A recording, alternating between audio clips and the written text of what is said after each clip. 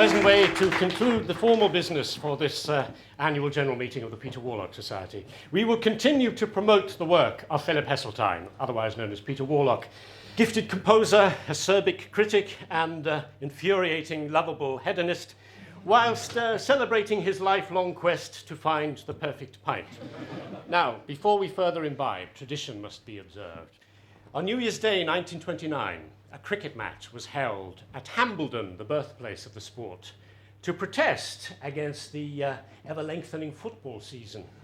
No change there, then. Warlock was commissioned to write a song for the occasion, the baritone soloist being his friend John Goss. This evening I shall attempt to emulate that fine singer, and you, ladies and gentlemen, will be the chorus. I'll make a song of Hambledon and sing it at the George, with balls that flew from Beldam's bat like sparks from Fenwick's forge. The centuries of Aylward and 1,000 guineas bet, and suitor keeping wickets to the thunderbolts of Brett. Get up with every glass and we'll sing a toasting chorus. The cricketers of Hambledon who played the game before us, the stalwarts of the olden times who rolled a lonely down. And may the King of Kings for men, with Hambledon the crown. Although they sang the nights away, their afternoons were spent in beating men of Hertfordshire and flogging men of Kent. And when the flower of England fell to Taylor and his peers, the fame of Hambledonians went ringing down the years. Get up with every glass and we'll sing a toasting chorus. The cricketers of Hambledon who raised the game before us, the stalwarts of the olden times who rolled. What the hell's going on? Cricket. The King of Kings. Happy New Year. Happy New Year to you. Hambledon the crown. The sun has left broad halfpenny and the moon rides overhead. So pass the bottle round again for drinking to the dead. To Small and his companions all who gathered, lose or win, to take their fill of Nyren's best when Nyren kept the inn. Then up with every glass and we'll sing a toasting chorus. The cricketers of Hambledon who played the game before us, the stalwarts of the olden time who rolled a lonely down. And may the King of Games for men, with Hambledon the crown.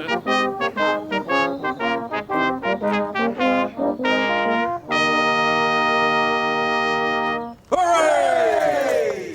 Bruce, old boy, you missed your epic. Disaster! On the contrary, your apt words and my vulgar tune were just the job. They've run out of beer. Now, this is a disaster of the first importance, but one with a remedy. Ladies and gentlemen, off to the job!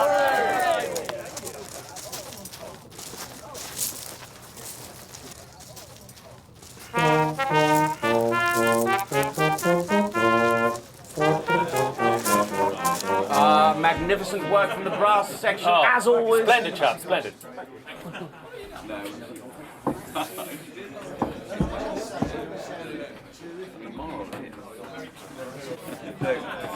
Thought it went rather well. Sang it rather well, God. Yes, thank you, John. As usual, you turned base metal into gold. John Goss, Hubert Foss. How is the little beast phosphorin? Very busy. Not on my behalf. I'd be better off without a publisher. Right, here we go. That scandalous pair, Goss and Foss, once attempted to put it across a girl on a train, but their efforts proved vain, so Foss tossed off Goss at King's Cross. The limerick is a proper literary device, you know. It's the modern equivalent of the forms used by Catullus and Marshall. I'm thinking of putting together a collection. Well, don't ask Foss to publish it. We need more beer. You going back to London tonight, Philip? I'll stay here with you. That's right. Of course. Several more beers, I think. London not much fun. I expect you're missing Ainsford. I am, rather. True debauchery is pointless, futile, and tedious. And therein lies its charm. Ainsford was glorious lunacy from the first day.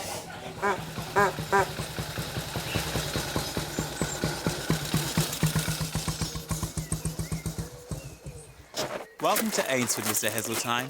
Mr. Moran awaits you with impatience. What took you so long? A wayside tavern, I assume. Raspberry, you are a sanctimonious old bugger.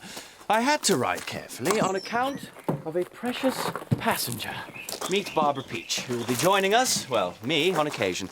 Barbara, Jack Moran, known to his friends as Raspberry on account of his ruddy complexion. How do you do, Mr. Moran? Mr. Moran? Pah.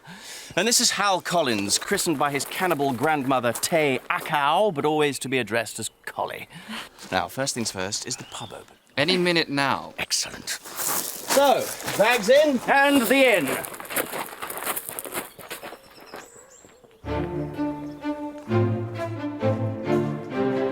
There is one place in this country we can get fine water and fine music, and that is Buxton.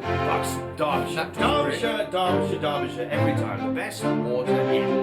What do you think is beautiful? Where would you say is the best place to get fine water? I'm hungry.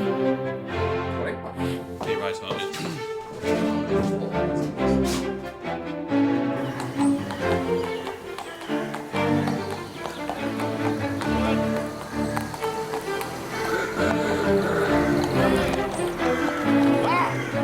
No, in fact, in this direction. This, in fact, is home.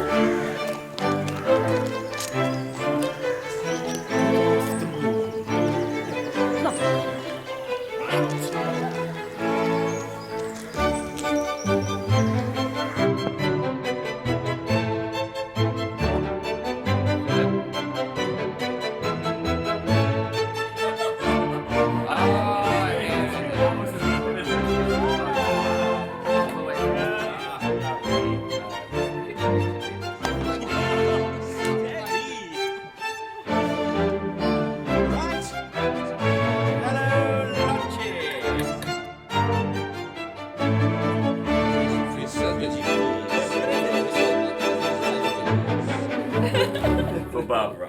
For Barbara. Ringa Pakeha! Kamate, kora, kora! Kamate, kora, kora! Tenete tangata!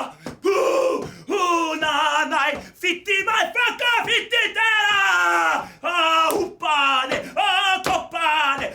Uppane, koppane, fitti tera! Hii! Yes! Superb!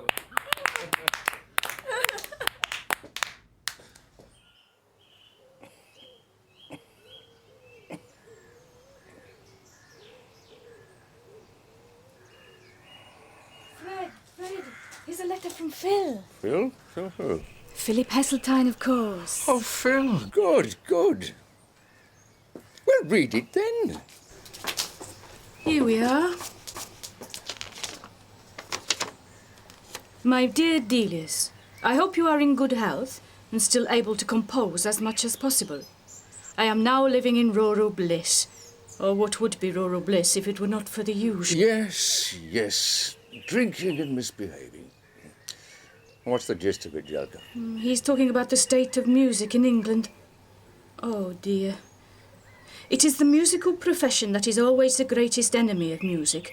They regard as real the purely verbal, and so, in cases of true expression, non-existent differentiation between the thing expressed and the mode of expression.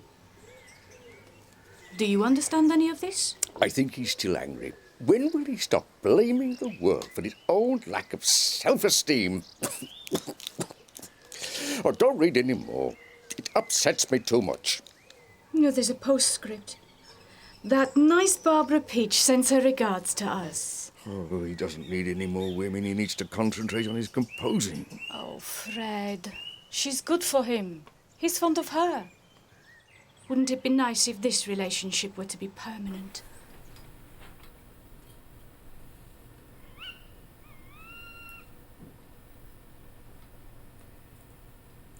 How occasional am I to be, Phil? What? The other day you said to your friends I would join you on occasion. Figure of speech. Stay all the time. You'd like that, wouldn't you? I suppose so. I want to work, of course. Will you? Will I want to, or will I work? The latter. I have no option. There is rent to be paid. And beer to be bought.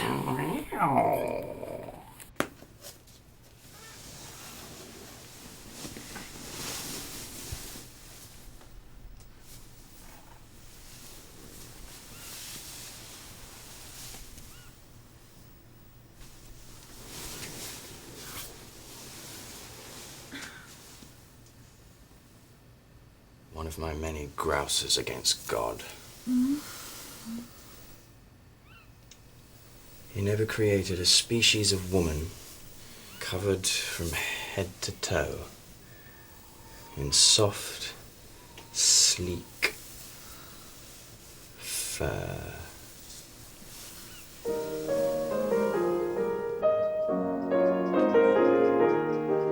She's gentle and also wise, of all other she beareth the prize that ever I saw.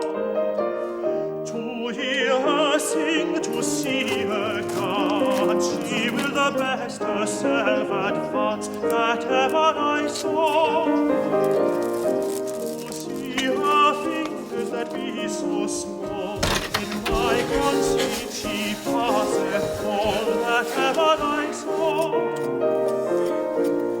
Nature in her hath wonderfully wrought, Christ never such another bought that ever I saw. I have seen many that have beauty, yet is there none like my lady that ever I saw. Therefore I dare this story say, I shall have the best and fairest maid that ever I saw, that ever I saw.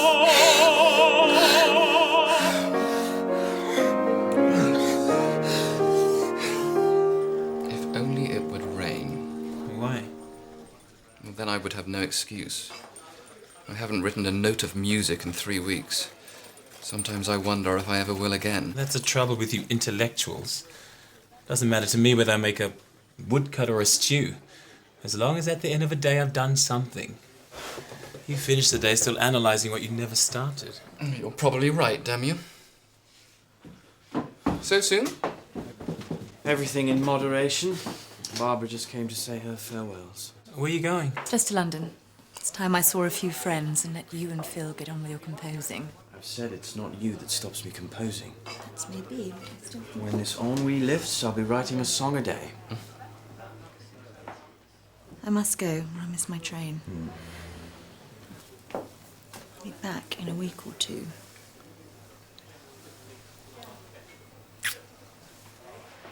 Bye-bye.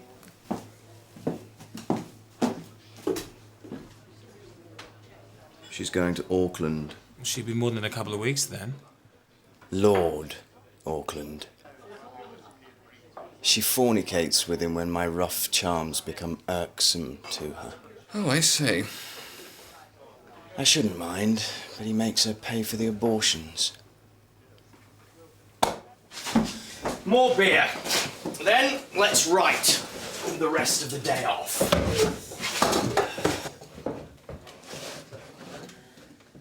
Oh, for goodness sake, Walter. My son is about to broadcast to the nation. Nearly there, my dear. And so, before we commence this broadcast of Old English airs and keyboard music, I should like to address for a moment the curse of the professional musician. It is a fact that some of the very novel music of the present day often makes an immediate appeal to the plain music lover, because he listens to it with unprejudiced ears and lays his mind open to its message, while the professional musician is often unable to free his mind from theoretical preoccupation. Turn it off, turn it off. Something that he might find. Oh, how many more of his peers will that have antagonized? He simply can't say that sort of thing. Oh, I don't know. Precisely, you don't. He's like some depressing sort of pilot fish. His whole life is a disaster. Edith, he's just finding his way. Losing his way, more like. And losing it in Kent now. Did I tell you about the letter I had from his landlady in Chelsea? No, my dear, you didn't, but... The condition of the dining room is very bad, the ceilings and walls being written on. A large divan has been so badly broken that the wood inside is all broken to bits. With regard to the neighbours' complaints, they were exceedingly unpleasant. It is quite obvious how scandalous the behaviour generally was.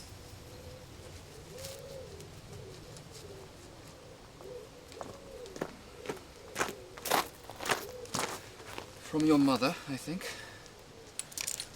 I know what that's about. Probably a carburettor catalogue.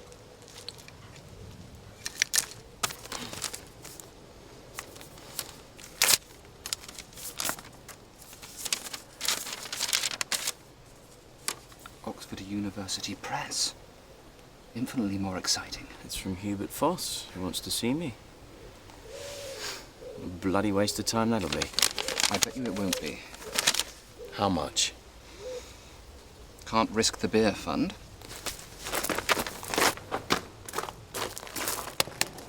We'll make it a forfeit. I'm not sure I like the sound of that.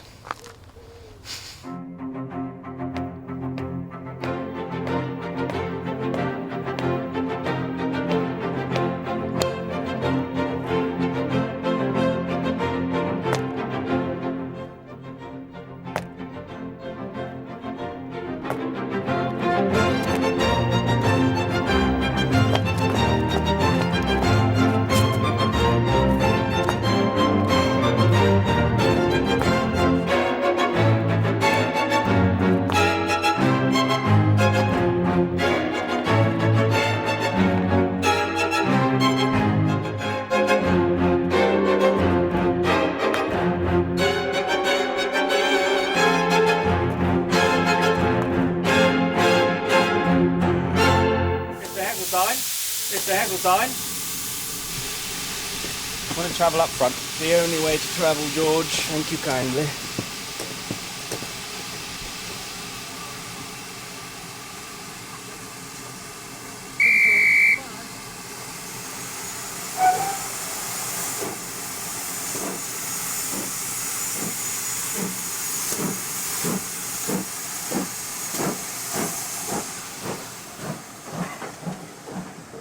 Well, Philip, we're going to publish the Serenade for Strings and all the songs you sent us.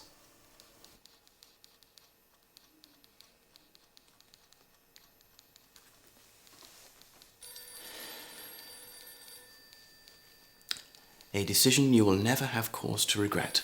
I will regret it if you start treating me in the way you treated poor Winthrop Rogers. Winthrop Rogers spent years ignoring Philip Heseltine. Then I sent him my songs as Peter Warlock, and he not only publishes them, but announces, "I am very happy to have my name outside of them." Rogers is not a publisher, he is the Antichrist, whereas you, my dear Foss, are... Yes, well, quite. But the point is, you really can't afford to alienate the entire musical establishment. Who do I alienate? Let's see where to begin. Ah, yes, the critics. Let's start with the Sunday Times. Ernest Newman is a bank clerk who should have been unmasked years ago. Did you ever hear the limerick that I wrote? No, and I don't want to hear it. Said a critic initialed E.N., "Why does my wife like young men?" A friend said, "You fool, don't you know that the tool is mightier far than the pen?" Very droll. So that does for the Sunday Times. And then you demolish Percy Scholes. Scholes is a stinking bag of putrescent tripe. He is also the chief music critic of the Observer newspaper. Which does not give him carte blanche to criticise what he doesn't understand. Good God, Hubert, I was defending one of your pieces from his bile. That was very kind of you. A considered letter to him, perhaps. But you didn't have to write... Where is it? Oh, yes. You would be better employed buggering yourself with a pair of exceptionally well-greased bellows. What is this anal obsession about, Philip? And talking of obsessions, I'm not sure you should spend so much of your time championing Delius. He doesn't really need it, you know. He most certainly does need it. He's hardly ever programmed these days. It's a disgrace. Well, you may have a point. But as for Van Dieren, I have to say that his compositions simply don't merit it. Bernard Van Dieren is a genius. And the only reason he isn't recognized as such is because you lot don't know how to categorize him. I would rather say that you were a genius. Or could be. If you would only concentrate on your work. You're very kind to me, Hubert. But I'm under no illusions anymore about my place in the musical pantheon. I'm not a Delius, not a monumental composer.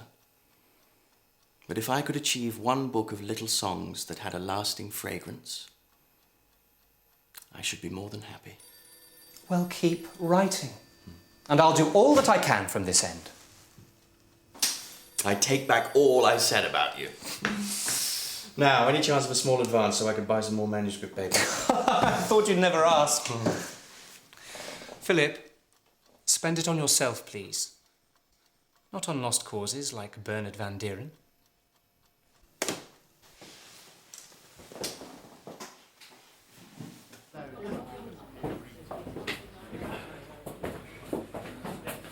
Bernard. Philip. I'm afraid Hubert Foss has yet to appreciate the opportunity he's squandering by refusing to acknowledge your genius. Philip, you mustn't use words like genius with such abandon. Oh, forgive me, Bernard, but I and your other admirers are in no doubt that you are one of the 2 or 3 composers now living who are destined to be ranked among the masters. He's right, you know, Bernard. The musical establishment can't classify you, so ipso facto they won't recognize you. But we, and particularly the estimable John here, are going to do something about it. We are to promote a concert solely consisting of your work, and if the critics show the least sign of indifference, they are to be thrown out of the hall. Oh, this really is too generous. I don't know how to thank you both. Thank us by joining our little celebration. We're off to the Arts Club to consort with Augustus John and other lowlife of that ilk. I must refuse. But thank you, John. And Philip, promise me you won't neglect your commitment to Foss. Compose as much as you are able.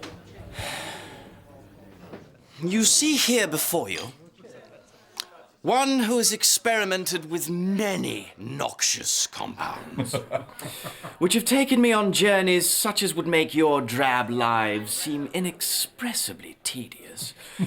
But it had to stop. Stopped you getting it up, I expect. On the contrary, my dear Augustus. As a matter of fact, smoking cannabis enabled me to have an orgasm in any part of my body. Including my fingertips. I should think that would make one want to smoke it continually. Therein lies the problem. Just as a daily diet of caviar would make one wish the sturgeon were rather less protective of its virginity, so it was with me. Bit late to be protective of your virginity, Philip. Concentrate, please, John. I became ever more voracious and thus utterly exhausted. One can't carry on like that. Then kindly don't. I've lost the thread entirely.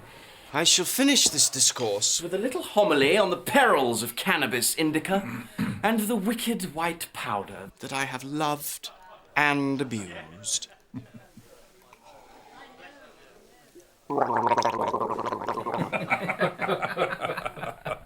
There was an old sister of Binnery who came to a chemist in thin array. Just like Monavanna, this great punk wanted cannabis and said, "Oh, my dear Mr. Winnery, give me some and I'll pour all my gin away." What more could a sodden old sinner say? But he said, "For a tanamis, I'll sell you a can of piss, nothing else, though the chemist at Pinner may." But I need a swift swig to begin a day. Can't you get one some coke before dinner, eh? No, he said, these vile practices are the death of young actresses, so she walked with a grisly grim grin away. Fantastic. Do you know that idiot? I'm not sure, really. Well, he lowers the tone. I think he rather brightens the evening. Must be infected. He's such a funny man when he gets going. Endless. And now, dear friends and acolytes, I must slip away like a thief in the night. There are cows to be milked, eggs to be collected, and various deeds to be done. Is he a farmer? He doesn't look like a farmer. He practices a very particular form of animal husbandry. And what about these deeds he has to do? Generally dark, I think you'll find.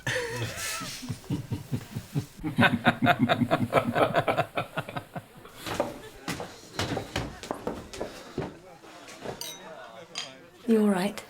Never better. Foss wants more songs from me. That's good. You're going to write them? Are you going to come home with me tonight? Home. Phil. Soon. Very soon. Why not now? Oh. Sorry. Of course you have to pander to the noble Lord Auckland, scion of the vacuous classes. It's got nothing to do with him. It's because I have to be prepared to be in orbit around you. And I'm not ready yet. Go home, Phil. Go home and do what you do. And let me find my way back in my own time.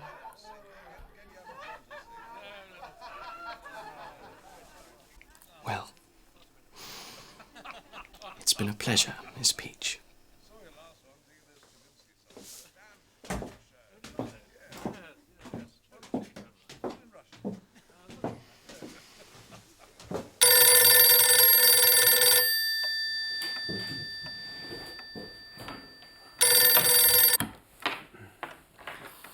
Hello, Ainsford Station. Station master? Lord Berners speaking. Barring any accidents, Mr. Heseltine will be on the 11:15. Will you do the usual? Consider it done, sir. Good night. Good night.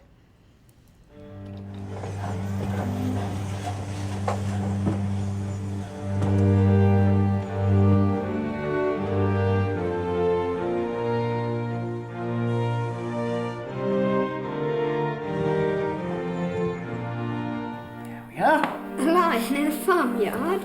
Oh, but he's a very gentle lion. He wouldn't eat anyone. No. Walter, stop this ridiculous nonsense. The child should be reading his Bible. The school's very insistent on this. Oh, very well, Edith. But I can't help but think that he should be singing rather than studying. Don't listen to a word your stepfather says, Philip. He's a dreamer, and that's not what I intend you to be. Later, then. Walter is a dear man, but he's not your father. Yes, but... Never mind. I'm always here for you, aren't I, darling? Yes, Mother. And I always will be, father or no father.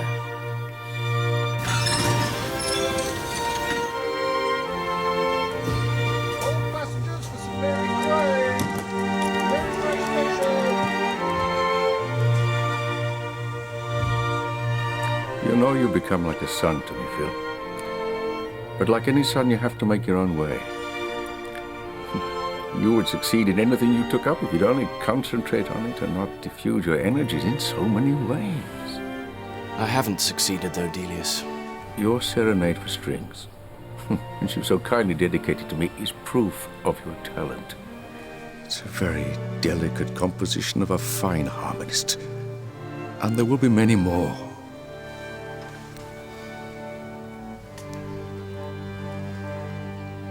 Mustn't stop now, Philip. Wake up, Mr. Heseltine. You're home. Thank you, George. Had a good evening? I can't remember. So on balance, I'd say yes.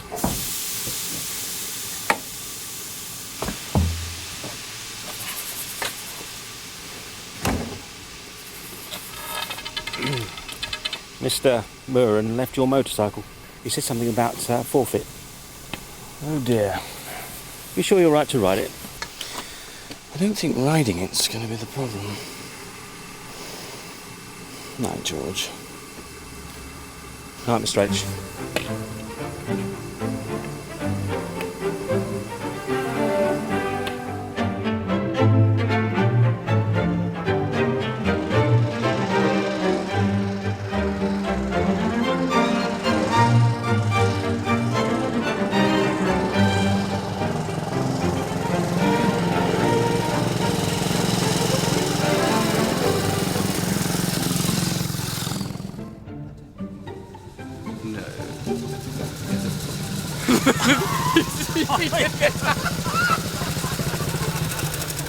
And that, my dear malevolent raspberry, must count as a forfeit delivered in full.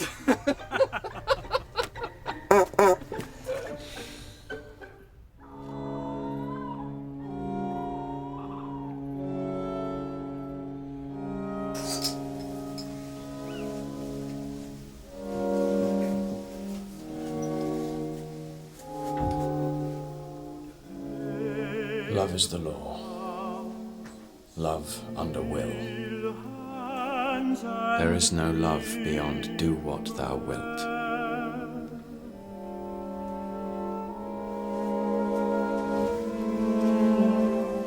I had a beautiful friend and dreamed that the old despair would end in love in the end.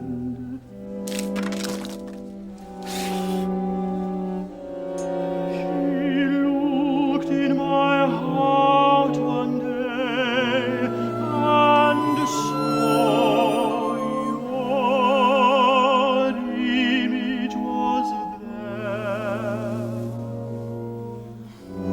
She has gone weeping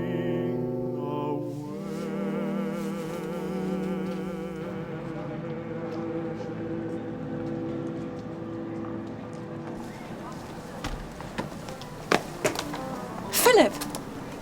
What are you doing here? I mean, I was in the area. Thought I'd try and find you. Really? No. I needed to talk to someone.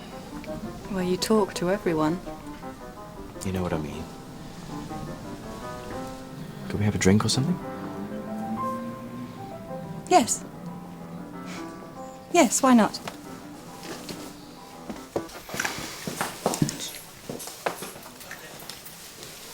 The thing is, Winifred, you mistrust emotional utterances of all kinds, whereas to me they're as natural as breathing. Well, might it not be that the more one emotes, the less value attaches to the emotion? Cynic. A cynic I may be. But I do know that your songs distill true sentiment to a wonderful degree. No heart-on-sleeve excesses there. Fill your days with creation.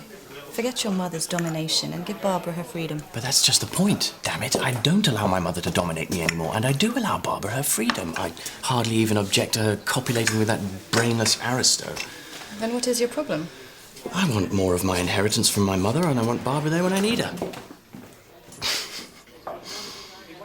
And I want you. You're just a dear child, aren't you? Can we go to your room? No, Philip. It won't help.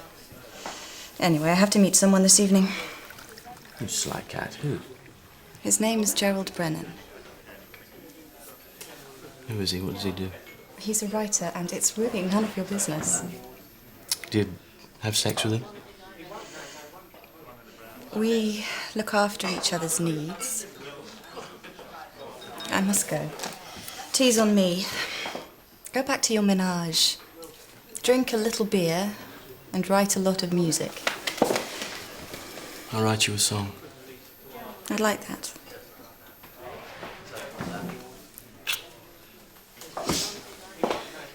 Winifred, do you love him? Do you love Barbara?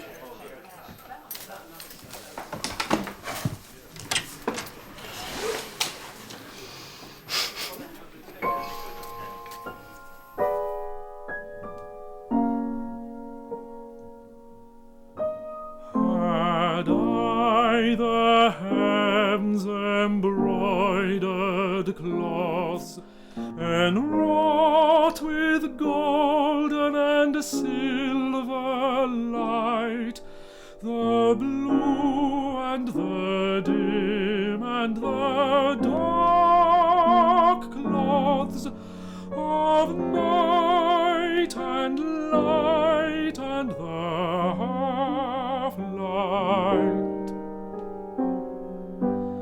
I would would spread the cloths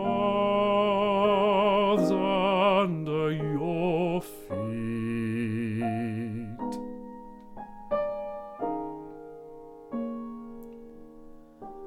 But I, being poor, have only my dreams.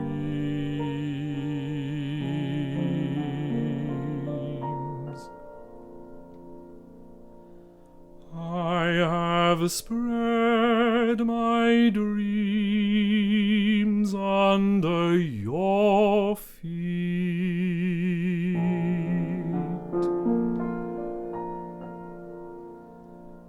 Tread softly,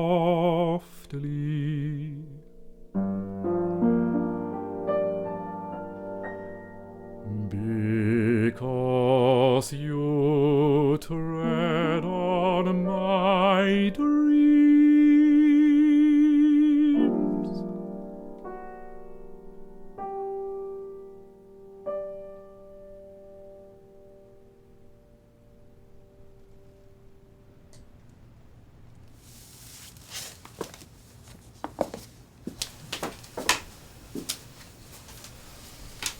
Is that for me? It's dedicated to a special friend.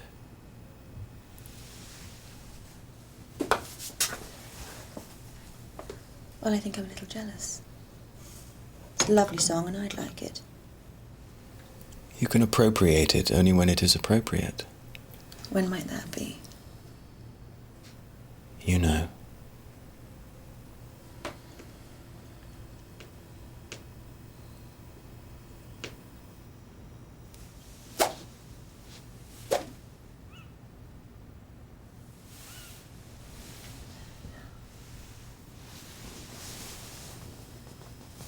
You know I don't want this, Phil.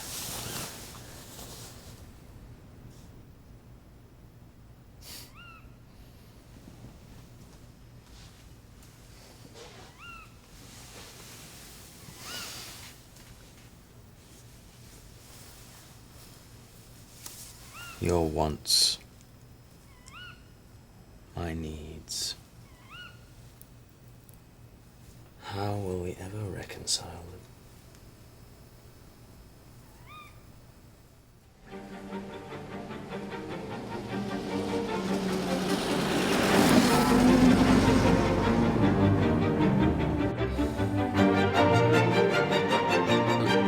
Butter on both sides, Barbara.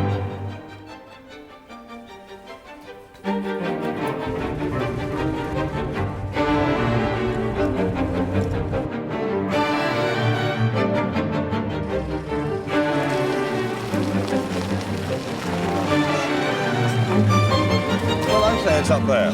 Philip, what does the map No, it's not. Now, look, we came down here. What does it say? Look, we've gone there. Gentlemen, it's the wrong bloody map.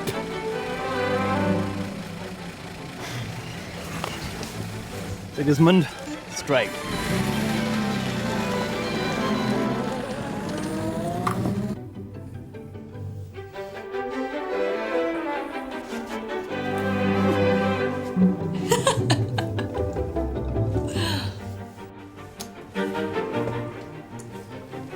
Well, while you're waiting, Mr. Heseltine.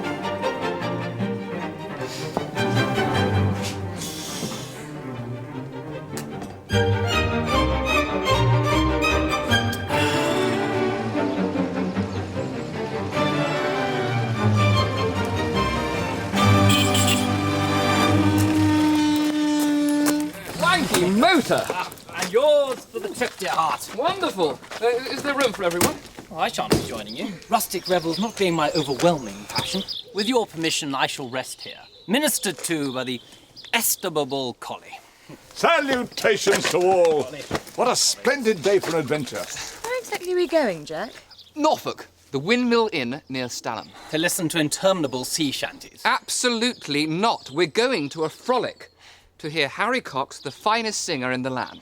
And, I hope, to sample some of the finest beer in the county. Absolutely.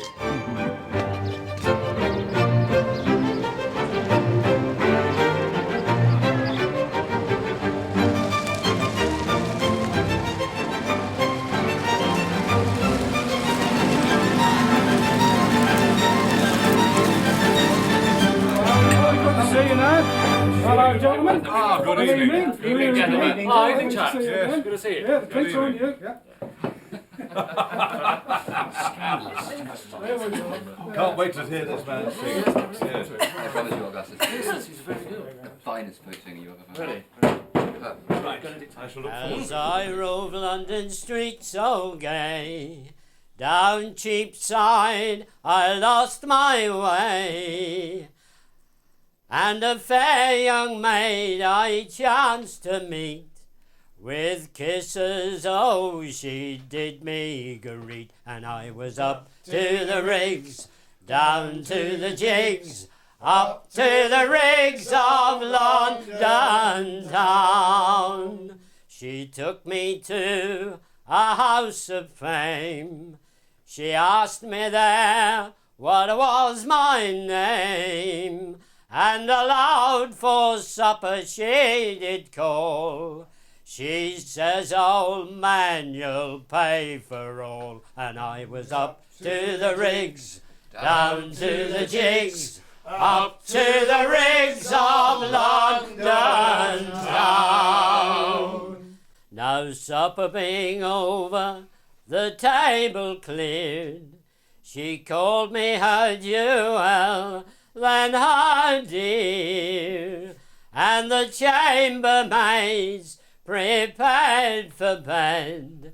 The waiters brought in white and red, and I was up to the rigs, down to the jigs, up to the rigs of London town. Awfully fine singer, this chap. Order, please. 'Twas the time twixt the hour of 1 and 2. She asked me if to bed I'd go, and then very soon I gave consent, and straightway to my bed I went, and I was up to the rigs, down to the jigs, up to the rigs of London town. She thought by me she'd work her will. Time she frisked, I lay still, and as soon as she had gone to sleep, out of bed, boys, I did creep, and I was up to the rigs, down to the jigs, up to the rigs of London town. Well, I searched her pockets, and there I found silver and £500. Said I to myself, this gold looks bright. Says I to myself, this will buy delight. And I was up to the rigs, down to the jigs, up to the rigs of London town. So you sharps and flats, where'er you be, come you be advised by me, and then treat them well that ebb betide.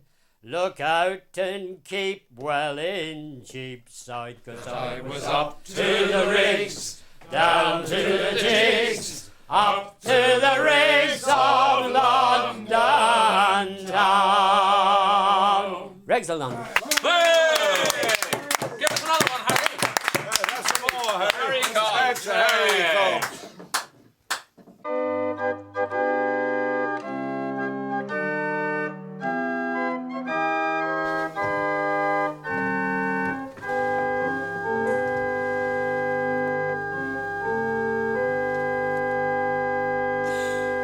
You know, there's something about being in a beautiful church that makes me want to return to our pagan past.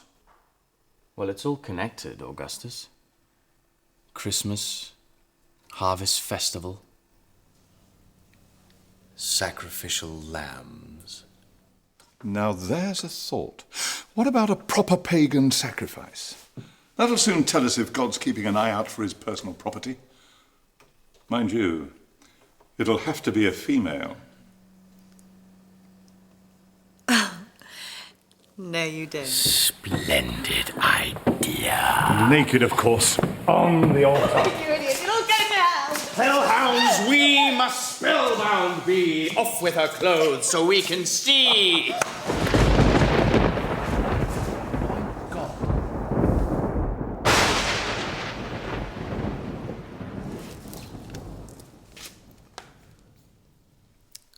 Many apologies.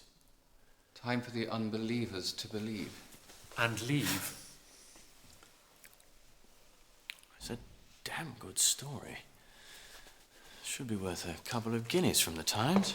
Pecuniary pagan. The thing is, it wasn't all fun and games.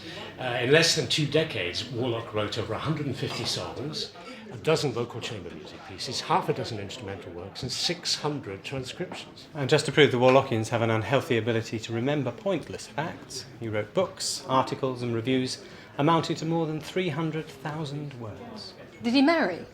Have children? He was married briefly and had a son, Nigel, who was brought up by Philip's mother. Neither parent had much to do with the child. You said he was a hedonist. In what way?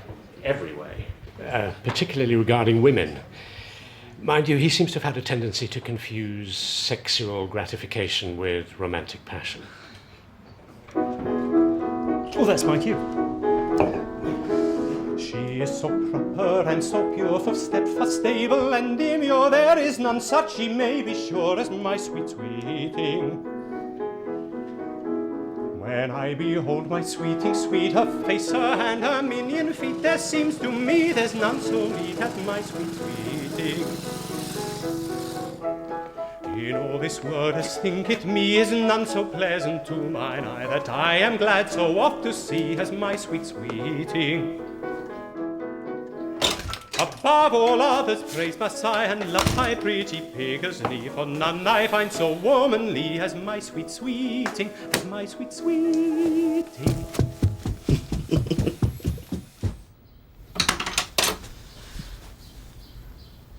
Puma. Well remembered.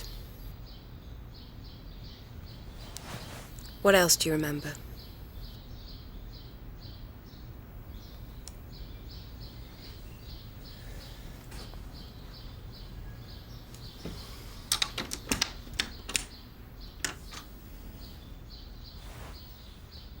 Pussum that swallowed the cream, eh? That's up to you.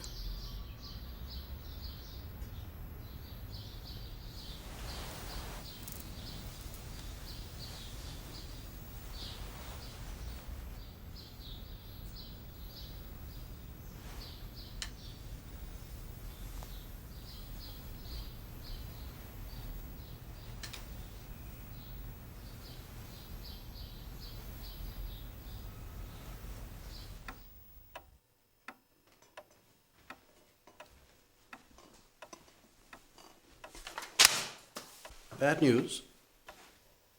That frightful little tart wants Nigel back. Says she's ready to be a proper mother. How dare she? Puma? Oh, don't mention her name. She may have changed, dear. People like that don't change, Walter. No, you're probably right. She says she's going to discuss it with Phil. Well, they won't get any help from me. I'm sure he'll be sensible. I fear he won't. How's our son? He has a name, you know. Oh, Christ. How's little Nigel, then? Growing up fast, according to Mother. I've written to your mother. It's time Nigel had a more stable upbringing. And I suppose you can provide that. Or will you see I'm getting married, so things will be a deal more comfortable? Who the hell's going to marry you? I've not been short of suitors. I dare say. In the name of the chosen victim? Edward Sassoon. My God. Going up in the world. The date of this august occurrence? Tomorrow. Muliercola impudica. What? Shameless hussy. Doesn't it bother you that instead of flouncing around in your trousseau, you were bouncing around with me? Does it bother you? That's not the point. Well, you liked it, didn't you? Yes. So did I. A lot. I always did. So? So nothing. I'm going to be faithful to Edward, but I wanted to feel alive one last time. Before a life of hunting, homemaking, and... Dreary sex. You're not having our son. You don't really want him. I might.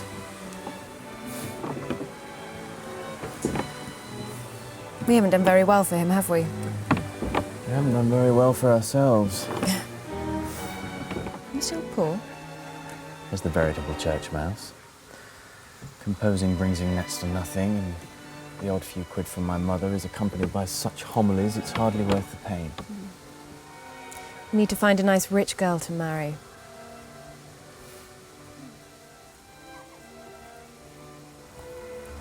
Oh, look. What a sweet little place. So we go in and explore it. I think you'd better go.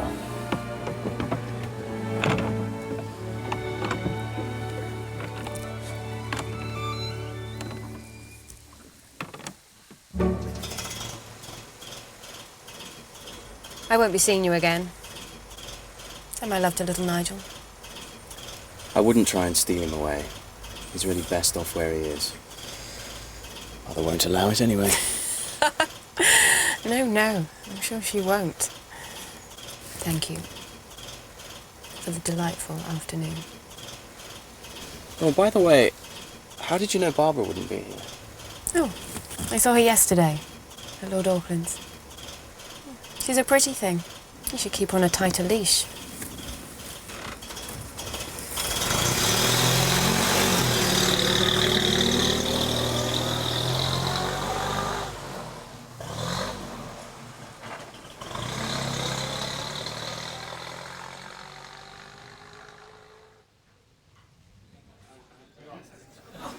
Last day with Puma.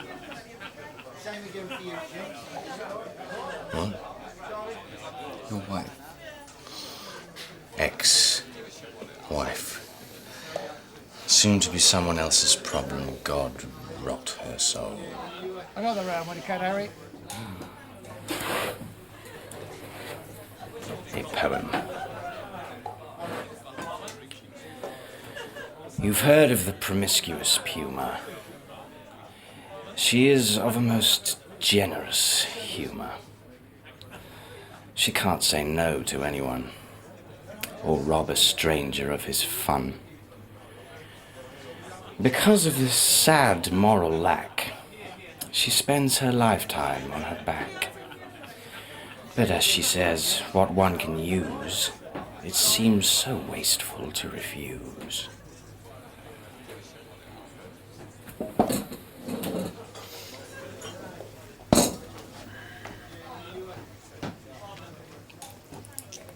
Harry.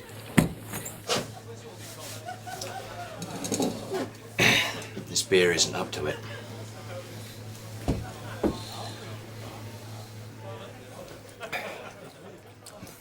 Tastes all right to me, Mr. Heseltine. Yes. Yes. It's all right. But it isn't perfect. Too many additives. I wouldn't know about that, I'm afraid. Well, I would. I've been doing some research.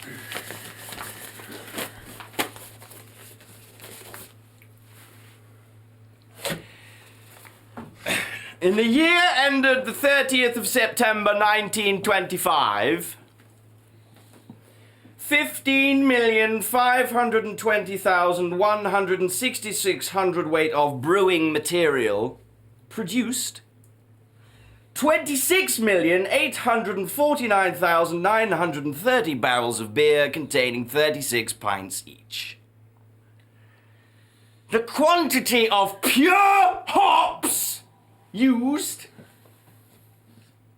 was only 362,554 hundredweight, as against 1,863,930 hundredweight of sugar, syrups, and disgusting chemicals.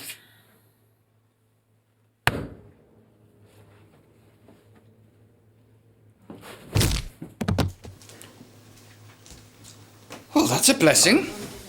Couldn't have listened to another word. Come on, Jack. Better take him home. Don't you worry about that, gents.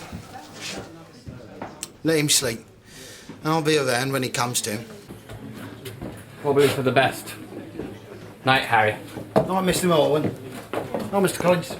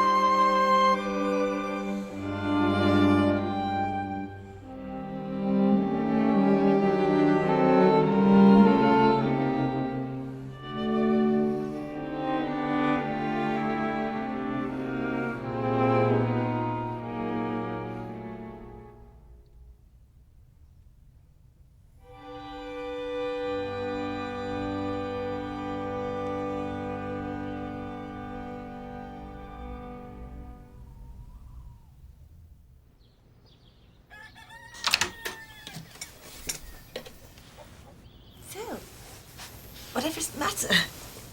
And that's the reward for my uncharacteristic moment of thoughtfulness. I'm sorry. It's just... Thank you. Are you going to have something? Already eaten. I've been up for hours. Been doing a lot of thinking. It's time we went back to London. Why? I mean, I certainly shouldn't mind, but do you love it here? I do. But I need to earn some money. It's no good imagining there's any sort of demand for these silly little songs of mine. I need to get a proper job. Phil, you wouldn't last 5 minutes. Oh, I don't mean clerking. Something like, I don't know, cataloguing at the British Museum. Or writing that Tober's anthology. I've got a name for it. merry-go-down. A gallery of gorgeous drunkards through the ages. Plenty of material there. Oh, well, it does seem a shame. No, the 20s are fast running out. There won't be another decade like it. You want to be nearer your friends, although I'm a bit tired of you running off with... Not friend. That's all finished. So, we'll tell Collie and Raspberry they need to clear out and earn some cash as well. And we'll have the frolic to end all frolics at the 5 Bells. Invite everyone down and give Ainsford a night to remember. I'll drink to that.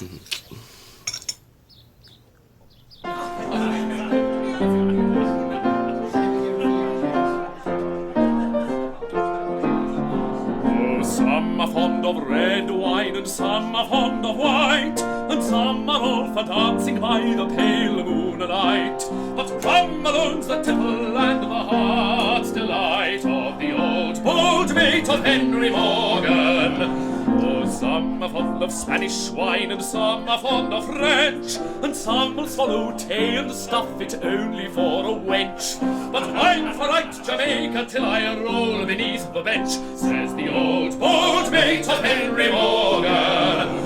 Oh, some are for the lily, and some are for the rose, but I am for the sugar cane that in Jamaica grows, for it's that makes the money drink to warm my copper nose, says the old bold mate of Henry Morgan.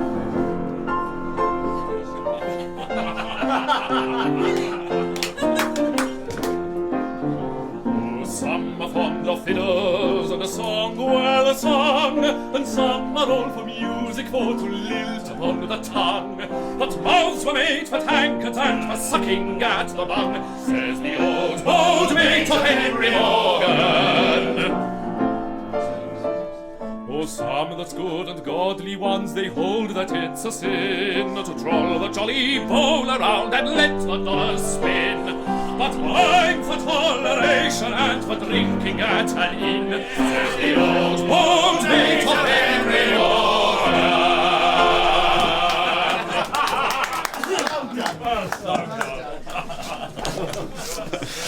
You found somewhere in London, Phil? Yes, I think so, although I may have to go to Wales to stay with my mother in the interim. A chance to be with your son? I rather dread that, actually. I don't feel I'll be much use to him in my present mood. Never been much use to him, actually. Be fair to yourself. Neither has Puma. What was it Nietzsche said about children being the scapegoats of matrimony? Poor Nigel's been a scapegoat, all right. Mind you, at least I have some sort of philosophical tenet to my selfishness. Puma's just plain selfish. Nietzsche got it right about women. Well, he got it right about Puma. Talking of women, what's the British mothwork doing here? You mustn't be so resentful about Winifred. If there's anything good about me, it's because of her. Does Barbara mind? I rather hope not.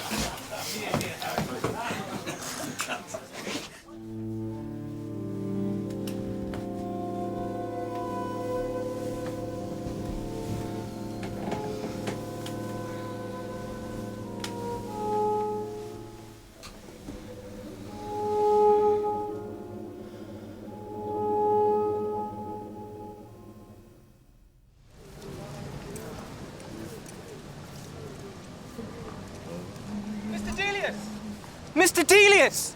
They told me that I'd find you here. My name is Hubert Foss.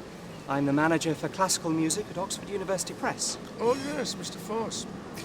Phil has told me much about you. Oh, right. Good.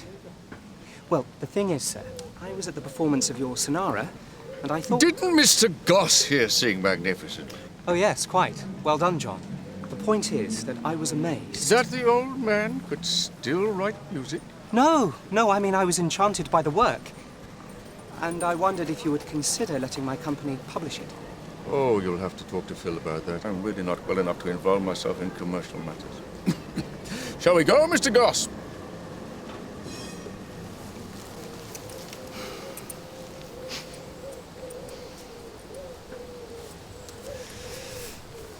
What was it you once said about not championing Delius or Van Dieren? Well, here it is. You publish Van Dieren's string quartets and Dutch melodies, and you can have Delius's sonara. You can't blackmail me like that. Think of it as a delightful symmetry of intentions. All right. But I have to say, Philip, one of these days you'll go too far. What's more, I'm expecting some songs from you. Soon, my dear Hubert, soon you will be inundated with the flower of my creativity. I hope so. I can't keep helping you if you won't help yourself.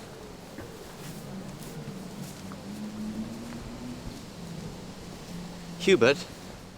Yes? Nothing.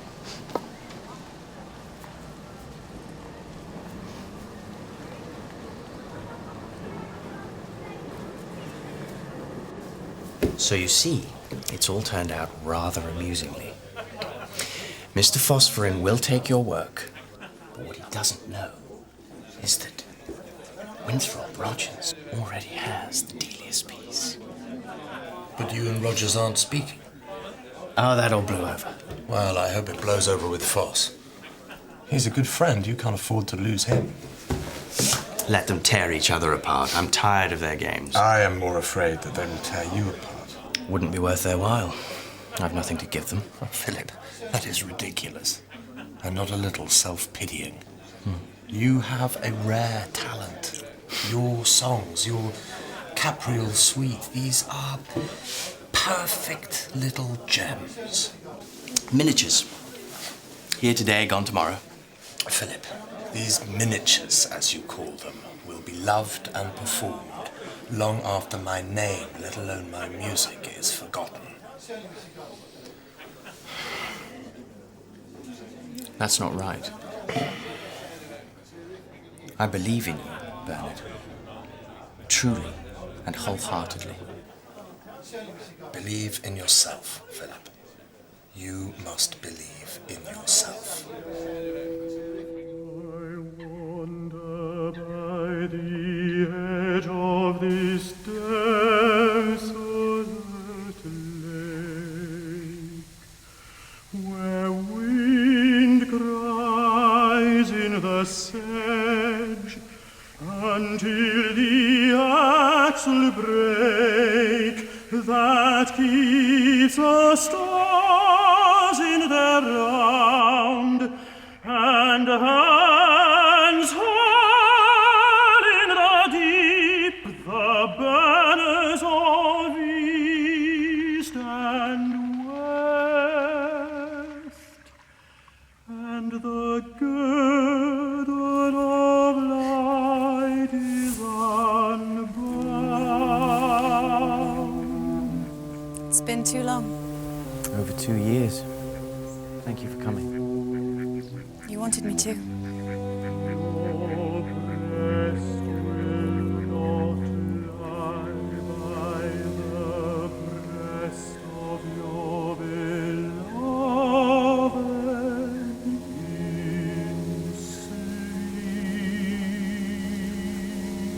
Thought you'd moved back to London. I have. But I had to get out for a few days. There's nothing for me there. Your work? A little.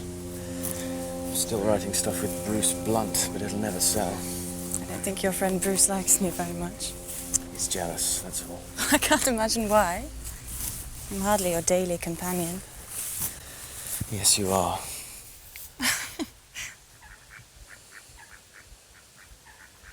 Philip.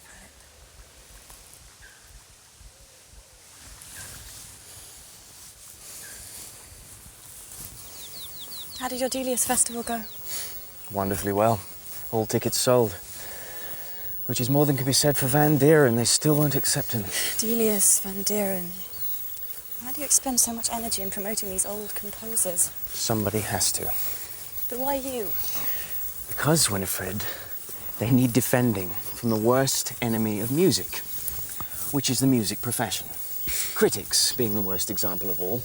Except, of course, that none of them actually have the musical credentials to be considered as professionals. They hide behind a dark veil of theory and taste and ill-conceived prejudice, and they make pronouncements that make ordinary people feel excluded, when in fact, ordinary people are who we write for.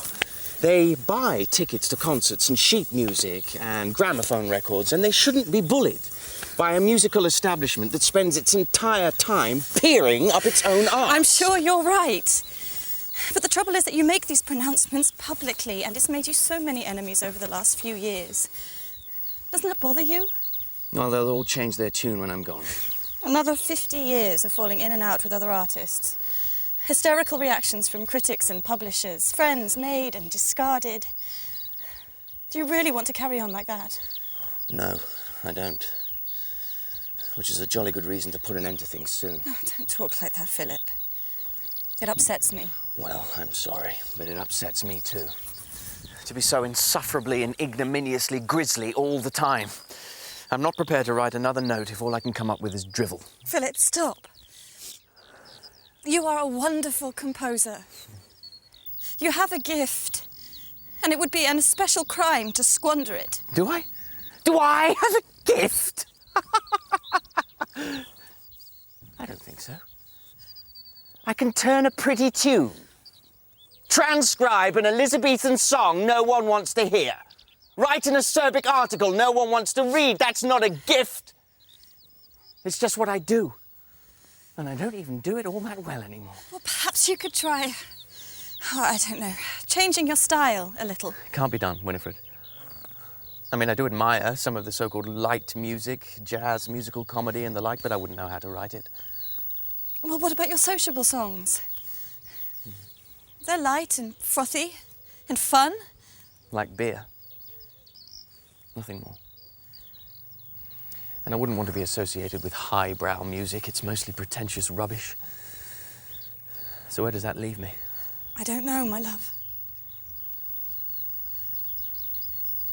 I really don't know.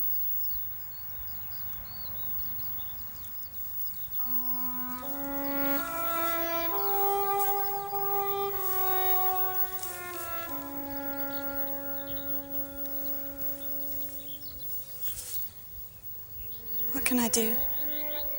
What do you think?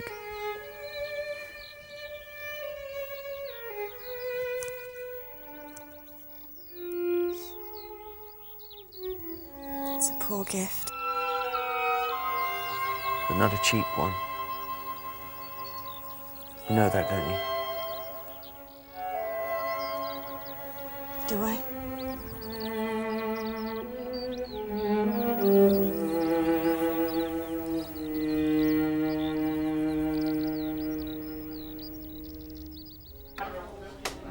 Christmas is just around the corner. We should write another carol. Lots of carols. Call ourselves Carols Consolidated. A bit hypocritical, considering that the whole notion of Christmas and Christianity, the virgin birth, the afterlife, seems to me to be a revolting charade.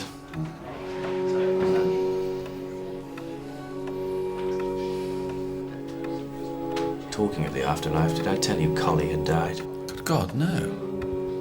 I mean, I knew he had TB, but I didn't... It was the best thing, really. Poor chap had wasted away quite horribly. I shall miss him.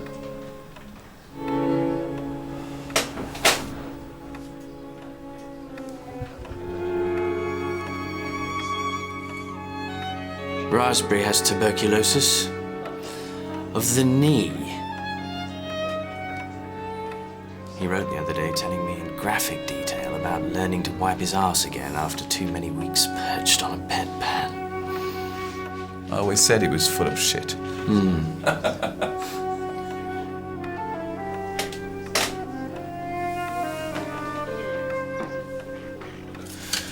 Forget the carols. If you're so keen on Reynard there, write a poem about it. If you promise to set it. Done. But first, more beer.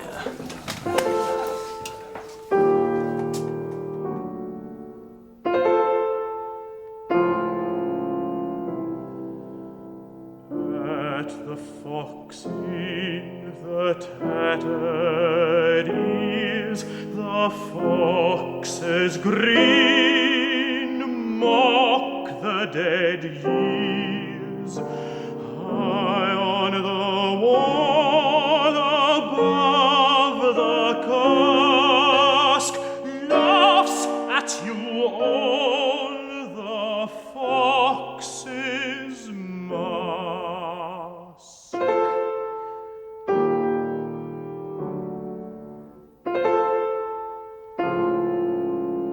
What else do you remember? The horn is still, the huntsman gone. After the kill, the fox lives on. Death's date is there in faded gold.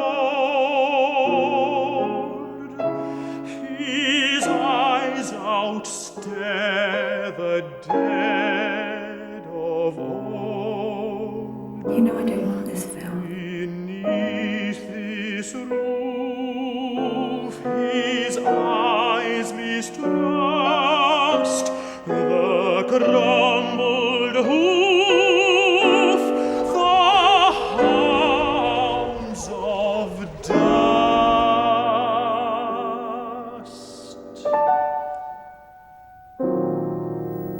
It's a poor gift.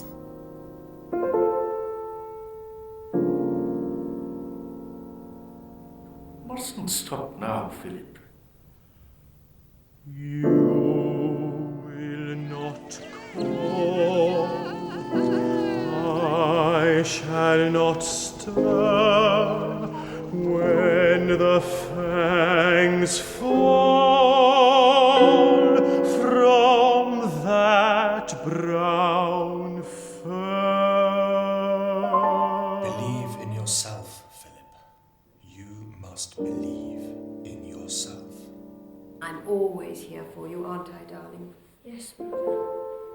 And I always will be.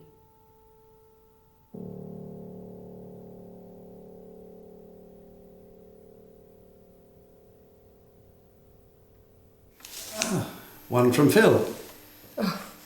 Read it, will you, Walter? It's bound to be about money.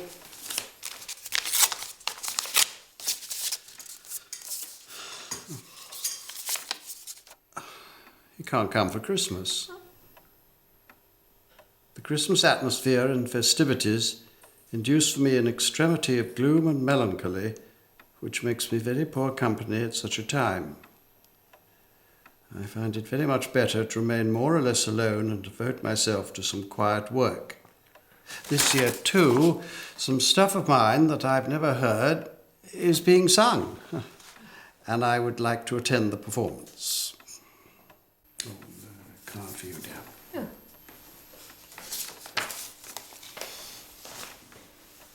With all my love, dearest mother, and all that good wishes and affection can do to bring you joy this Christmas tide, from your devoted son. Oh, Phil.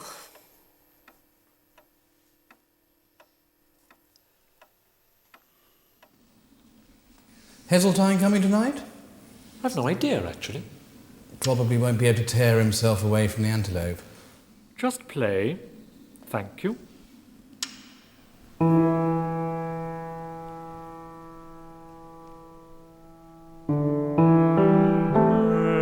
Mary, that was the child's mother, met me in the frost-bound wood. Her face was lovely and care-laden under a white hood.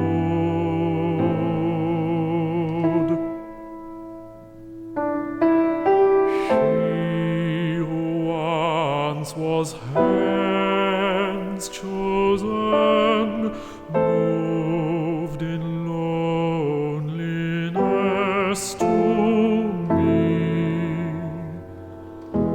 with a slow grace and weary beauty. beautiful to see.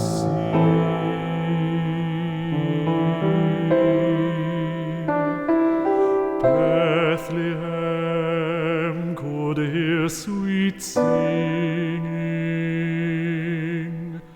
peace on earth, a Saviour's come. Here the trees were dark, the heavens without stars and dumb.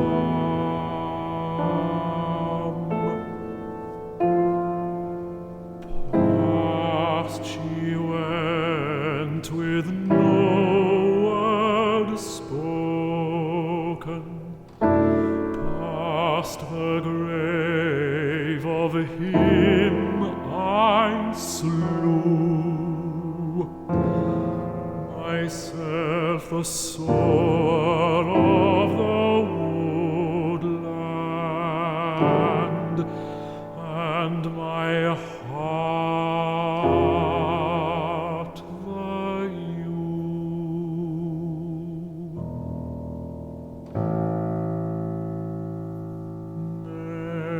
Mary, that was the child's mother, met me in the frost-bound wood. Her face was lovely and care-laden under a white hood.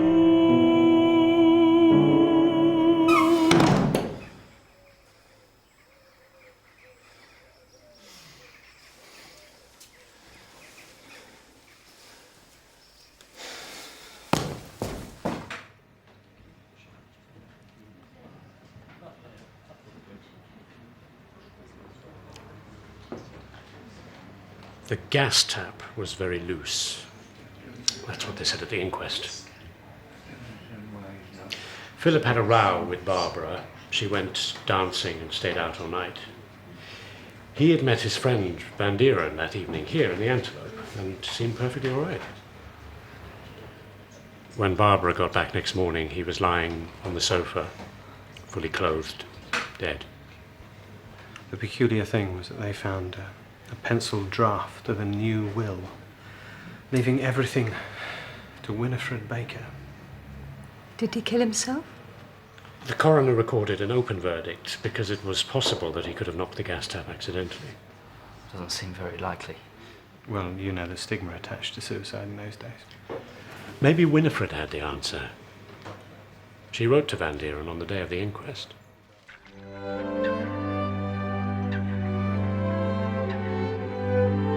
I can feel almost gladness now that it is over. That he has at last found the peace and quietude that he so loved and never, or seldom, could find in the world.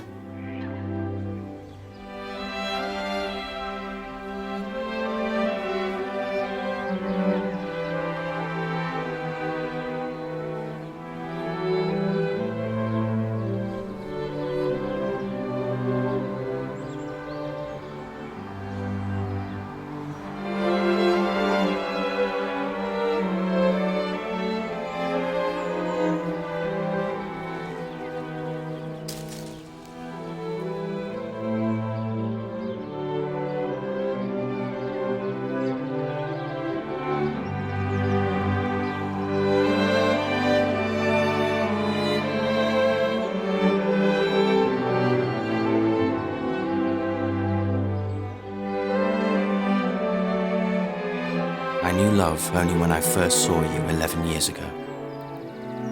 All else that I have called love in my life has been a hideous mockery, a soul-destroying obscenity. All that is good in my work that I've ever done is you, and you alone.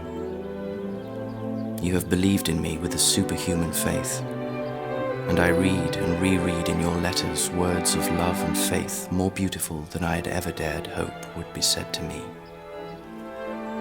And I know now that if any good comes of my life, it will be through the ever-present thought of you and through the integrity of my spiritual kinship with you.